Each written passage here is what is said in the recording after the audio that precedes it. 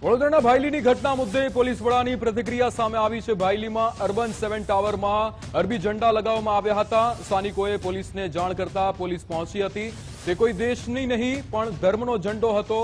ઈદે મિલાદ હોવાથી ઝંડા લગાવ્યા હોવાનું જાણવા મળ્યું હતું। ગણેશોત્સવ ચાલી રહ્યો હોવાથી ઝંડા હટાવી લેવામાં આવ્યા હતા। સીપી દ્વારા નિવેદન આપવામાં આવ્યું। શહેર પોલીસ તરફથી સતત પેટ્રોલિંગ ચાલી રહ્યું છે। 10 ટાવર્સ ઉપર લીલા ઝંડા લાગેલા હતા અને એનો મેઇન ગેટ ઉપર પણ ઝંડા લાગેલા હતા અને જ્યારે પોલીસ ત્યાં પહોંચી અને જે વિડીયો અને વિઝ્યુઅલ્સ અમે લોકોને મળ્યા હતા એથી એવું લાગતું હતું કે ઇસ્લામિક ઝંડા હોય છે, લીલા કલરનો બેકગ્રાઉન્ડ હતા અને ચાંદ અને સિતારા બનેલી હતું।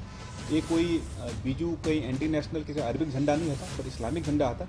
બટ સેમ સોસાયટીમાં F બ્લોકમાં નીચે શ્રીજીની પ્રતિમા પણ સ્થાપિત હતી। કેટલાક રહીશોને આ બાબતથી થોડુંક એક એવું હતું કે જ્યારે એક તહેવાર ચાલી રહ્યા છે તો એવા બીજા ઝંડા લગાવવાથી એ કોઈ જાતનો ખતરા ના થાય ત્યાં।